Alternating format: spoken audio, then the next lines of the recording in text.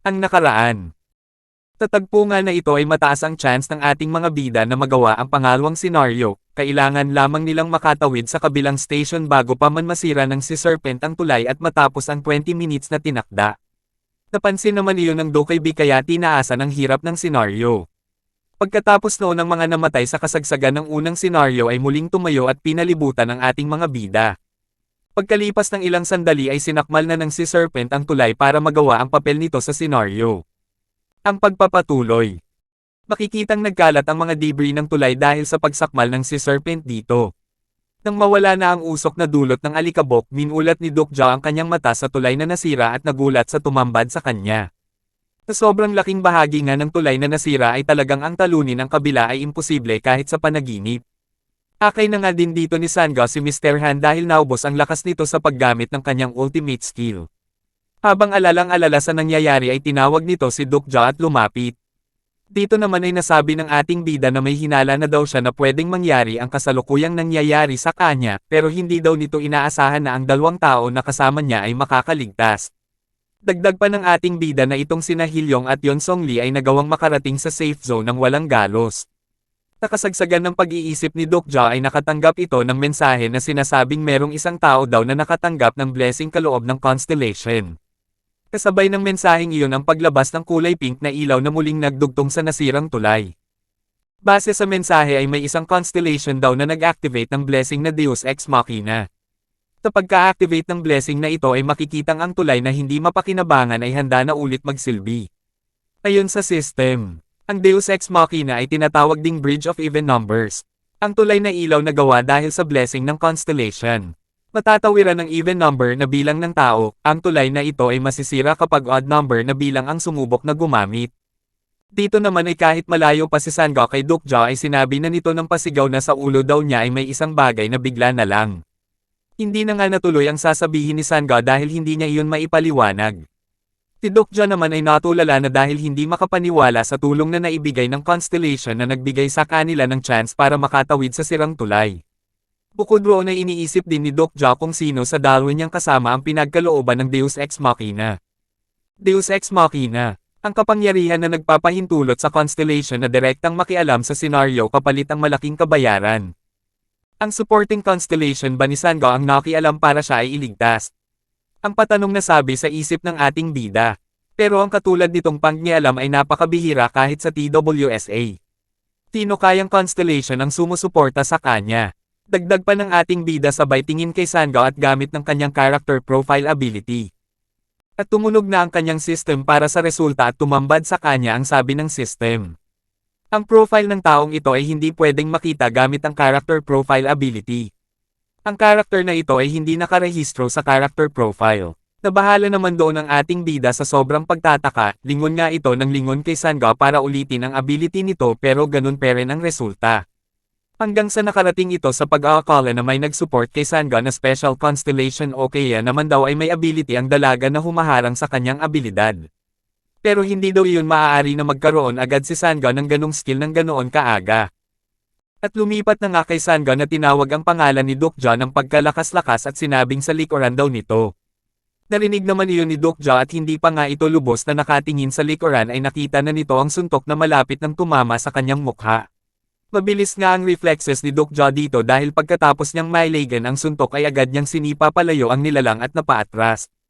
Napaupo nga doon si Dokja at habang pinupunas ang pawis ay may seryosong mukha itong sinasabi sa isip na, sa tingin daw nito ay hindi daw iyon ang oras para mawala ang kanyang konsentrasyon sa sitwasyon.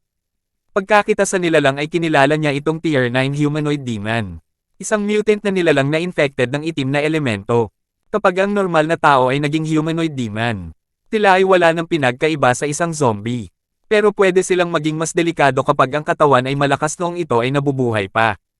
At sa lahat ng tao ay siya pa talaga ang andito, ang sabi ni Dokja sa kanyang isip. Sa puntong ito ay pasugad na naman itong zombie ni Namwoon. Kasabay noon ang pag-activate naman ni Dokja sa kanyang personal skill Omniscient Reader's Viewpoint para malaman ang mga galaw ng zombie. Pero ito ay nag-deactivate dahil ang ginamitan ay patay na o kaya naman ay wala sa pag-iisip. Si Dokja naman ay nasabing may pakiramdam daw ito na hindi talaga iyon gagana. Ang dapat na lang daw nilang gawin ay makatawid sa tulay ng even number, pero sila ay tatlo at ang tatlo ay hindi even number kaya isa sa kanila ang kailangang manatili at mamatay. Kaya naisipan ni Dokja na alokan si Sangga na tumawid sila sa tulay at iwan si Mr. Han. At nang nilinggan na ni Dokja si Sangga ay nagulat ito nang makitang buhat na ni Mr. Han si Sangga at ayaw pakawalan. Hindi nga maipaliwanag ang mukha ni Dokja dahil parang nalaman ni Mr. Han ang plano ni Dokja. At bago pa man makapag-isip si Dokja ay kumaripas na ng takbo itong si Mr. Han buhat-buhat si Sangga na nagpupumilit na bitawan siya ni Mr. Han.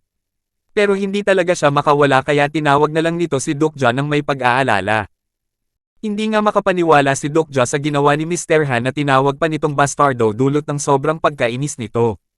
Ang mga constellations naman na nanonood ay tinawanan siya, samantalang ang iba ay naantig pa dahil hindi daw ito makasarili at nagbigay ng 100 coins. At habang pinagmamasdan ni Dokja ang pagtawid ni Sangga sa tulay ay sa huling pagkakataon ay ginamitan ito ni Dokja ng character profile ability niya. At muli ay hindi iyon gumana dahil hindi kaya ng kanyang ability. Kaya nasabi na lang dito ni Dokja na, kung hindi daw siya nagkakamali ay ang Stigma One-Legged Swiftfoot ay pagmamayari ng Constellation Limpong Trickster. Stigma, ang special power na pinagkaloob sa incarnation ng kanilang constellation. Ang constellation na iyon ay hindi pinagkalooban ang kanyang incarnation ng mental barrier Stigma, at dahil hindi maaaring magkaroon ng ganoong skill si Sangga at Yongo. At ang totoong dahilan kung bakit hindi gumana sa kanila ang aking skill ay ang kadahilan ng hindi naman talaga sila original na karakter sa TWSA. Nasabi pa ni Dokja na ang tanga daw niya dahil halata naman daw iyon kung talagang iisipin. Makalipas ang ilang segundo ay namalayan na lang ni Dokja na nakalapit na pala sa kanya ang mga zombie dahil doon ay napamura na lang ito. Ang pinakamalapit nga na zombie kay Dokja ay umamba na, si Dokja naman ay maingat na ginagawa ang lahat para hindi ito makapitan. Naulit pa sa isip ni Dokja na hindi daw pwede na tumawid siya sa tulay mag-isa, kaya isip na isip ito kung anong magandang gawin. At pumasok na nga sa isip nito na kumalagkad ng isang zombie para makatawid sa tulay. Ngunit agad naman niyang sinabi na hindi daw iyon gagana. Kasunod noon ay ang pag-check ng ating bida sa nalalabing oras para matapos ang senaryo at nakita niyang meron na lamang 15 minutes. At habang hirap na hirap nga si Dokja sa mga zombie ay masaya naman sa napapanood ang Dokaibi, at sa lakas ng trip nito ay nasabi pa nitong, napakaganda daw ng ginagawa ng ating bida at nanawagan pa sa mga constellation na baka daw merong gustong mag-bless sa kawawang si Dokja. Sa puntong ito ay napapalibutan na ang ating bida ng mga humanoid demon, nakakalaban naman ito ngunit nasabi nito na kung magpapatuloy daw ang ganong lagay niya ay hindi na iyon kakayanin pa ng kanyang katawan.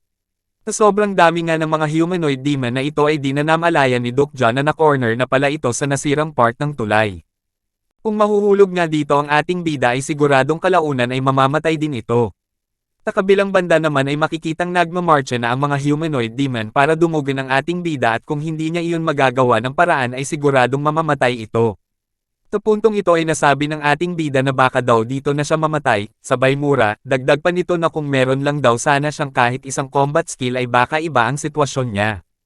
Pagkasabi ng ating bida ng ganun ay biglang may lumitaw na itsurang libro sa taas ng kanyang ulo. Na-activate ng ating bida ang kanyang personal skill, Bookmark. Nilingon naman agad iyon ng ating bida na parang hinihiling na sana ay may maitulong ito sa kanyang kalagayan.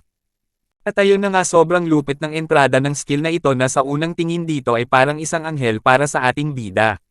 Lumabas na rin ang mga option ng skill na ito at makikita rito na merong 3 slot na available para sa bookmark. At ang bookmark na pwedeng ma-activate ay naglo-loading pa. Lumabas na nga ang bookmark list characters na pwedeng magamit ng ating bida at ang una ay si Delusional Demon Namwoon Kim. Pangalawa ay si Philblade Yeon Song Lee.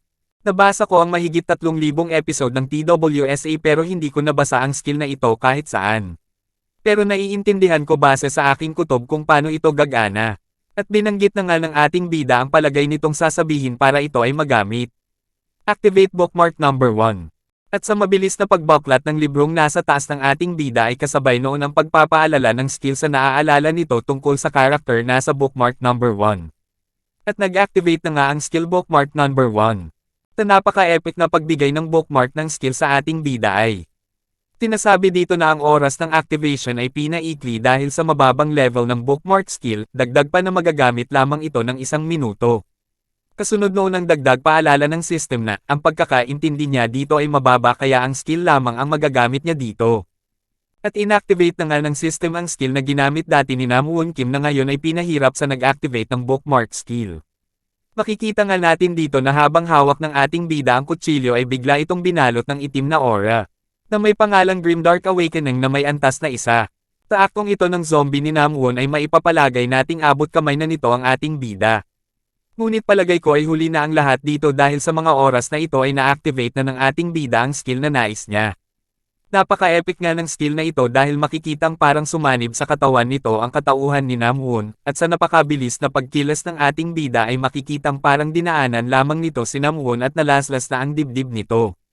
Mula sa pagkakabagsak ay parang hindi na kayang magpatuloy pa ng zombie ni Namwoon, kaya tuluyan na itong bumagsak na nasabi pang. Ayaw daw nitong mamatay gaya ng sinabi nito bago ito malagutan ng hininga sa unang senaryo. Sa panel nga na ito ay makikita natin ang napaka-astig na titig ng ating bida sa na-one hit nitong si Namwoon. Ang skill nga na ito ay 1 minuto lamang magagamit ng ating bida, ngunit tumigil na ito sa pag-atake. Tinamwoon nga lang talaga ang punteriya niya dahil sabi nga na ang humanoid demon ay delikado lamang kapag malakas ang infected nito. Kasunod noon ay sinabi ng system na ang pagkakaintindi ng ating bida kay Namwoon Kim ay tumaas, kasabay noon ang pag-deactivate ng bookmark number 1. Sa nalalabing 10 minuto at 11 seconds ay makikita nating pagod na talaga ang ating bida at grabe na ang pawis nito. Kaya napawaw ito sa pagod na naramdaman niya pagkatapos nitong gamitin ang skill ni Namwoon at nasabing late daw itong isang individual. Pero siya ay dapat magpapakita na anumang oras mula ngayon. At pinakita na nga ang misteryong character na ito na masasabi nating isang lalaki. At sa unahan ng ating bida ay may bigla na lang sumabog na tila may paparating, makikita nga na nagtalsikin ang mga dugo galing sa mga zombie. Sa lakas ng pagsabog ay naalarma ang mga humanoid demons at dito ay makikitang papalapit na nga ang misteryosong individual habang naglalakad patungo sa ating bida. Habang nakangiti sa pangyayaring iyon ay alam na ng ating bida na yun na nga ang character na inaantay nito. Ang protagonist o pangunahing character sa TWSA novel na nabasa niya. Pagkatapos noon ay doon na po nagtapos ang episode, pasensya na po sa natagalan, hindi din po kasi madali ang paghimay sa ating napakalupit na web novel series. Ang inyo pong nakikita ay ang pasilip sa mga dapat nating abangan sa susunod nating episode. Bye and thank you.